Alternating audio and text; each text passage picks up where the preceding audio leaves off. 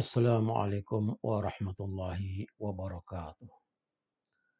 Saudara-saudaraku sebangsa dan setanah air yang saya banggakan, yang saya hormati dan saya muliakan. Maaf ini suaranya rada bindeng karena kena flu. Saya Saifuddin Aman, lahir di Kota Wali Demak sebagai admin kanal Kang Kiai. Izinkan saya menyampaikan ucapan terima kasih dan penghargaan yang setinggi-tingginya kepada saudara-saudara semuanya yang mengikuti, mendukung, dan berkomentar di kanal ini. Terima kasih juga saya sampaikan kepada saudara-saudara yang kontra, walaupun hanya berkomentar. Melalui kanal ini setidaknya saya bisa berbagi informasi dan membantu memberikan pemahaman pada hal-hal yang selama ini dianggap tabu untuk diungkap ke permukaan, untuk disampaikan di depan umum.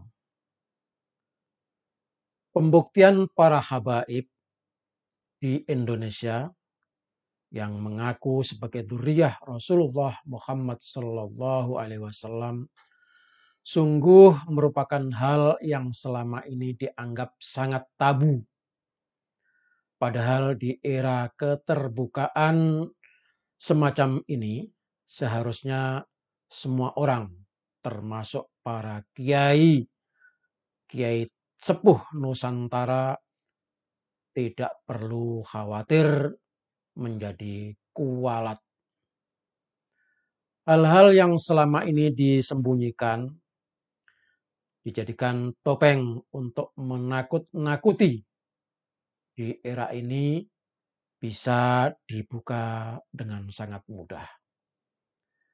Para kiai Nusantara, khususnya pengurus besar Nahdlatul Ulama, yang pengikutnya paling besar di Indonesia ini, bahkan Nusa NU itu kadang disebut sebagai agamanya.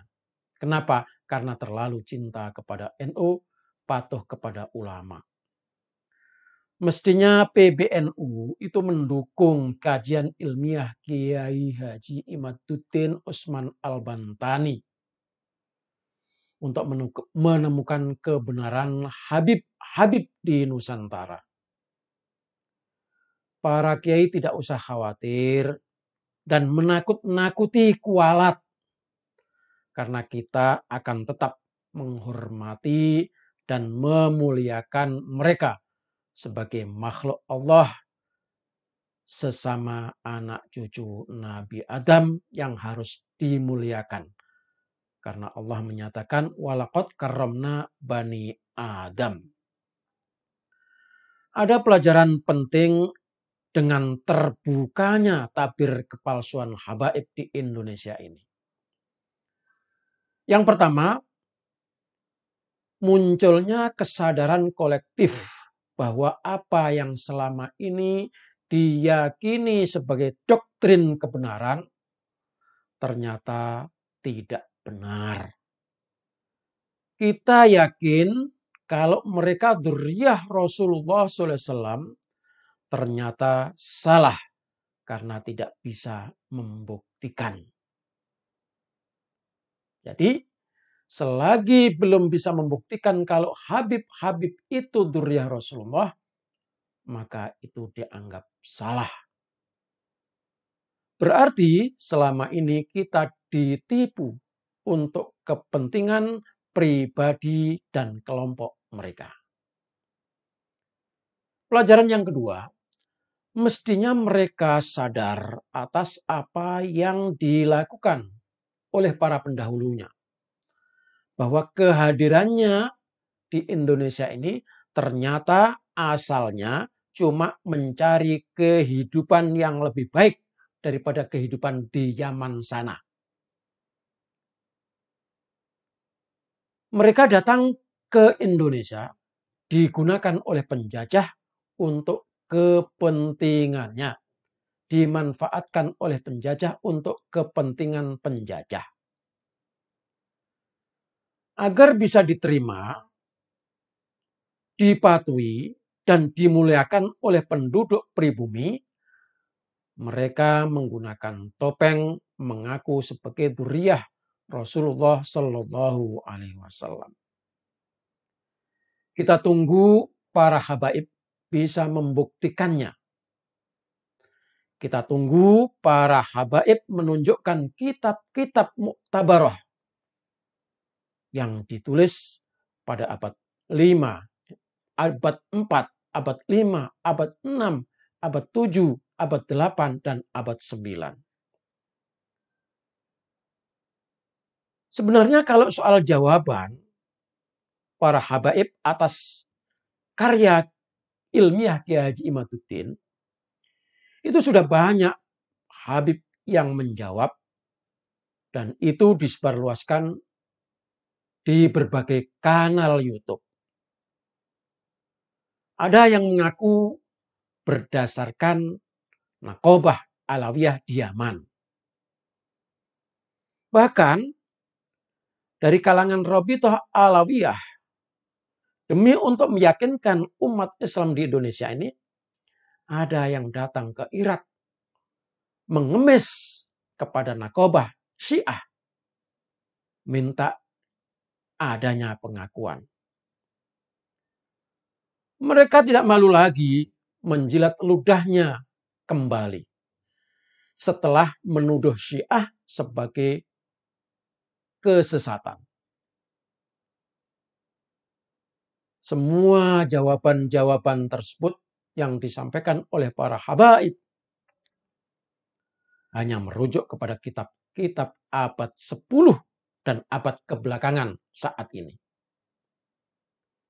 Semuanya omongan doang, tidak ada yang bisa membuktikan dari kitab-kitab yang muktabarah yang tertulis di abad 4 sampai abad 9. Saudara, mungkin karena sudah tidak bisa menunjukkan bukti kitab-kitab abad 4 sampai abad 9 tadi, dan sudah terbukti negatif tes DNA-nya ambiar, maka demi menanggung malu, mereka melaporkan Kiai Haji Imaduddin Usman Al-Bantani ke Kapolda Yogyakarta. Kelihatannya Rabithah Alawiyah menggunakan teori Jawa, nabok nyileh tangan, nabok nyileh tangan. Maksudnya ingin meredam Kiai Haji Imaduddin Al-Bantani agar tidak terus menyampaikan kebenaran, agar tidak membungkam ocehan-ocehan para habib yang tidak benar itu, maka menggunakan orang lain untuk melaporkan Kiai Haji Imaduddin ke Kapolda supaya berhenti, tidak lagi menyampaikan kebenaran di muka umum. Saudara sekalian yang saya hormati,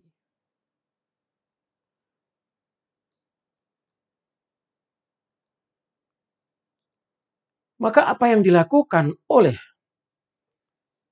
Habib itu sama dengan menggali liang kuburnya sendiri.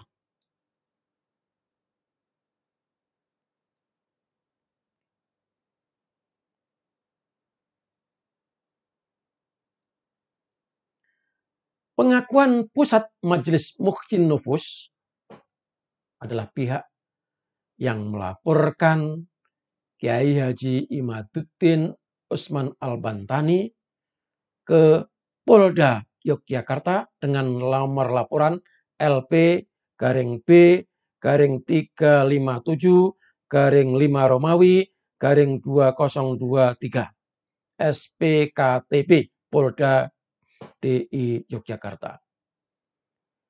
Siapakah mereka yang melaporkan itu? Yang melaporkan adalah ini, Al-Mubarak. Ini ketua LBH Melati Suci. Lalu apa hubungannya majelis zikir, nih, yang melaporkan tadi, majelis zikir, majelis Muhyin Nufus dengan Rabithah Alawiyah? Tidak dipungkiri lagi, pengurus-pengurus yang ada di sana itu semuanya habaib. Ini ada berapa orang itu? 10 orang. Semuanya Habib-Habib. Ada Habib Hasan bin Abdullah Al-Kaf, SH, SPD. Habib Abdullah Reza bin Abu Bakar Al-Atash. Habib Yunus Al-Idrus. Habib Zaid Abud Maghfun. Dr. Andes Habib Abdurrahman Ba'bud. Habib Zahir Al-Idrus. Habib Abdullah As-Sagaf. Habib Ismail Al-Alwi Al-Idrus. Habib Fuad Basyaiban. Habib Abu Bakar Ba'bud. Dan sebagainya. Ini tidak dipungkiri. Ini semuanya Habib-Habib yang kepanasan. Yang tidak menerima karya ilmiah Kiai Haji Imaduddin. Nah, mereka menggugat karya ilmiah Kiai Haji Imaduddin Utsman Al-Bantani yang berjudul Menakar Kesahihan Nasab Habib di Indonesia, sebuah penelitian ilmiah. Jadi karya inilah yang digugat oleh mereka. Nah, bagi kita, gugatan ini sama artinya Habib menggali kubur untuk mengubur dirinya. Berdasarkan kitab karya ilmiah Kiai Haji Imaduddin tadi, Kiai Imaduddin menyimpulkan bahwa sangat sukar sekali menurut takaran ilmiah untuk menyebut bahwa Pak Alawi adalah anak keturunan Ahmad bin Isa bin Muhammad bin Ali Al-Uraidi bin Ja'far As-Sadiq bin Muhammad Al-Baqir bin Ali Zainal Abidin bin Husain bin Fatimah bin Nabi Muhammad Sallallahu Alaihi Wasallam. Sangat sulit untuk menerima itu. Penggugat, saudara sekalian, harusnya nanti ketika di persidangan bisa menghadirkan bukti kitab-kitab yang ditulis di abad 4, di abad 5, di abad 6, di abad 7, di abad 8, di awal abad 9. Yang menyebutkan Ahmad bin Isa punya anak bernama Ubaidillah. Bayangkan saudara, 600 tahun tidak tercatat. Pangkalnya adalah anak Ubaidillah ini. Ubaidillah ini tidak tercatat sebagai putra Ahmad Al-Muhajir. 600 tahun tidak tercatat. Dan baru muncul tahun 880 nama Ubaidillah yang dicantolkan kepada Ahmad bin Isa Al-Muhajir. Kalau sampai penggugat tidak bisa menghadirkan bukti kitab-kitab yang ditulis tersebut, abad 4, abad 5, abad 6, abad 7, abad 8, abad awal 9, yang menyebutkan Ahmad bin Isa punya anak bernama Ubaidillah, maka hakim akan meminta bukti lain. Bukti lain apa? tes DNA. Nah, tes DNA berani sumpah kalau tes DNA tak satu pun Habib ada yang berani. Karena hasilnya sudah diketahui ambyar hasilnya. Ada bukti. Saudara bisa buka di website ini. Gagalnya klaim nasab Habib Ba'alawi Yaman sebagai dzurriyyah Nabi Muhammad SAW